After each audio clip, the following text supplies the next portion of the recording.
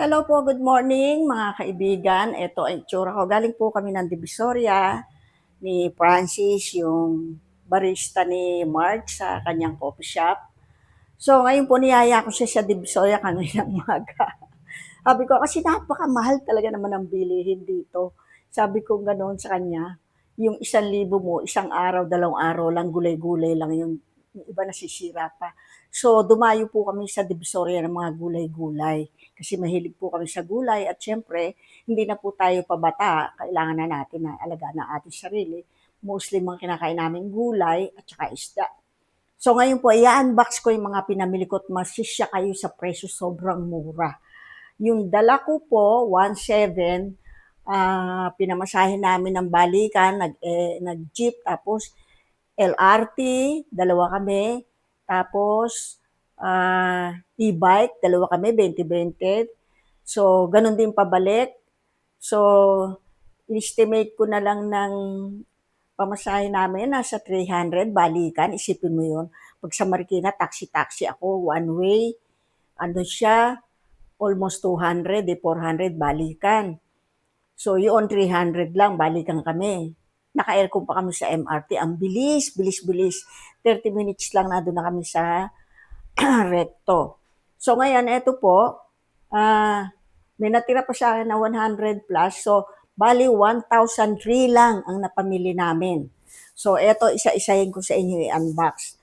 Ah, ito medyo may kamahalan, yung repolyo, yung pechay, kasi ano, wala pong may repolyo doon, isa lang. So, ito po, 25.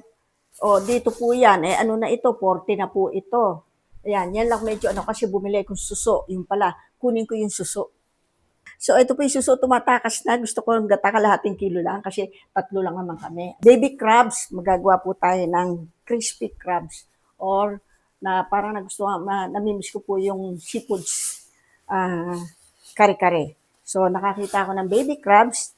So, i-stack ko dito yan. Fresh na fresh. Buhay pa ho siya. Kaya sabi ko, mabilis naman ang biyahe, hindi naman mainit. So, eto, kalahating kilo, ang dami.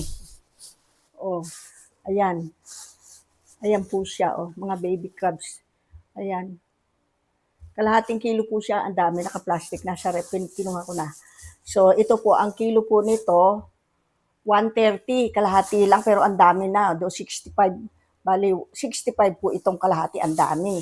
Gagawin natin, ano siya, seafood kare-kare. Ito pong cauliflower, 50 lang ang 1 kilo. So, ayan, dalawang malalaki na. Diyan po bibili ka. Diyos ko, magkano? 1 kilo niyan, 120, 130. So, ayan. Isa-isahin ko sa inyo.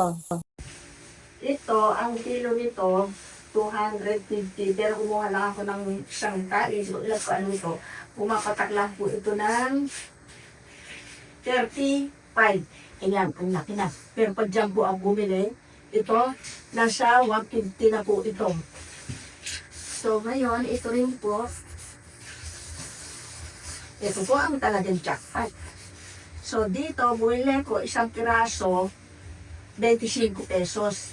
Bell setter, malalaking po ito. Ayan, kaya kasi yung size niya, umuha ko ng green at saka red. Kasi magamit po ito, ayan, ayan. Ang kilo po nito, 110,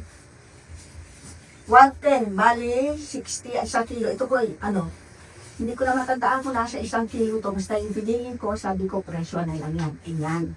So, napakamura to. Ito po, 1 kilo, mahigit. Ano to? 50 ang 1 kilo yung patatas. Tingnan nyo, ayan. Bali, nagbayad lang ako ng 55. Sumabra kasi sabi ko, wag nang bawasan. So, eto po yung kalabasa. 2 beses ang bumili, pangalawa ito. Kasi yung una kong nabili, 35 ang 1 kilo. Yung isang piraso, 3 kilo siya. Nung makita ko ito, 20 lang 1 kilo. Lagkitan daw, kinuha ko na. So, ito, may lang to.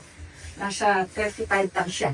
Diyan ang kilo, pagbili namin dyan, 80. Nung bumaba siya, 70 pa rin. Hanggang ngayon, 70 pa rin ang kilo. O, ayan. Kasi yung favorite namin yan, pati ang aso, gumagaling yung kanyang UTI, gawa niyan. So ito po, kasi mag-o-okay tayo, at kumpleto. Ayan, bumili ko. Ito mura-mura lang ito. Ano lang to, 10 pesos. Dito po yan, 40 na. Diyos ko. Ibang piso isang ano yata. Ulit. Konti lang binili ko kasi madaling masira siya. Hindi katulad nito. Itong kamatis, 50 isang kilo. Yan po, 1 kilo po yan. Pinili ko yung hinog kasi gusto ko po yan dahil pang gamit po sa mga bisa-bisa, sa sinigang. Ayan. 1 kilo, 50. Samantalang dyan, ang benta, 150. So, ang laki-tipid. So, ito, 50 po 1 kilo, pero wala itong 1 kilo, bali, ano na, basta, mga 14, 45, ganyan. E bumili ko minsan ito, 25 isang piraso. Ayan, labanos. Gusto po yung sardinas. So, ang kalamansi, 1/2 ito, mahal kalamansi yan eh. Ano ito? 16, kasi 120 raw ang kilo. Eh dyan, pag nagpabili ko, 20 pesos, ano siya, 10 piraso. O isipin mo, 60 to. Eh, yung, ano, maliliit pa yung 20 pesos na yun na 10 piraso.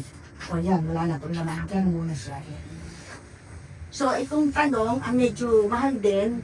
Wala itong 1 kilo, 90 ang 1 kilo. Bumapatak lang ito ng, para binigay lang sa akin ng 78 yata.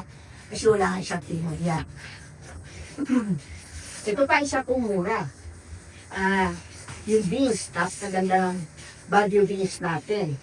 Talagang fresh na fresh. Ang dami namin nag-aala. 1 kilo, inaano ko. Eh, aliit ang subot. Tingnan nyo ang ganda. Oh. 50 lang 1 kilo. Wala po itong 1 kilo. Bali, naisukli pa ako ng, ano, 5 pesos yata o 8 pesos sa 50 pesos. Kasi nga 50 1 kilo. Eh, wala po ubog 1 kilo. Yan, nagsasaksius tayo. Yan ang ating ano. So, ito po na polio. 50 rin na 1 kilo. Bali, magkano itong, pumapatak ito ng ilang kilo ito. Basta yung po, 50 1 kilo. So, basta sa lahat na ito, 1-2 lang na pamili namin. So, ito, nag-stock na po ako kasi masibuyas at garlic, magluto. Doon po, 110 ang kuha, pero dito po sa amin dito, 250 ang kilo. Ang sibuyas po, ayan, 80 kilo. Dito, 250 rin. Ayun, ito. Yan. So, ang munggo, ito, magkano nabili sa akin ito? Hindi ko na matandaan ko. Kasi kalahating kilo ito eh. Parang 30 ata. Parang ganon. So, basta lahat po ito, 1,200 lang. Kasama yung suso, tsaka yung baby crabs. So, ang carrots, ayan, 45 po ang kilo. Samantalang bumili po ako ng 1 piraso dyan, maligit. 47 pesos. Kaya sabi ko, napaisip ako, makadivisorya nga. Yan. So, ito po luya, ano lang ito, 57. Magkano ba ang kilong sinabi sa akin? Nakalimutan ko na. Basta di pa kilo ko. Bumili ko dito sa tindahan ng ganitong piraso din, 50 pesos na. O kita niyo ito. Magkano ko lang binayaran ito? Wala pa itong, nasa 60 lang po ito, 60 pesos. Ayan. So, ang sayote, 20 ang 1 kilo. So, kumuha na lang po ako kasi bababa pa yan.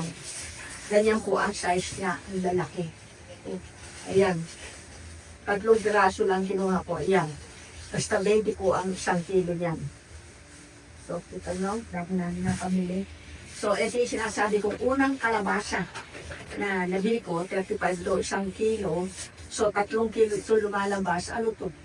Bali, 115. Ayan, binigyan pa ng discount. So, kaya dalawa kalabasa, mag-u-okay po tayo. So, yan na po. Ito yung sinasabi ko sa inyo. 1,200 lahat yan. Ayan. So, kasama yung suso. Ayan. Ayan. Dami po, di ba? Ayan yung aking suso. Ayan. tatakas na siya. Ayan. Ayun, ay yung repolyo. Isasahog ko siya doon.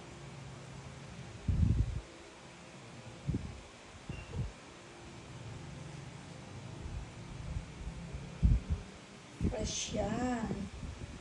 Kaya tumatakas na sila. Gagata kami na yan.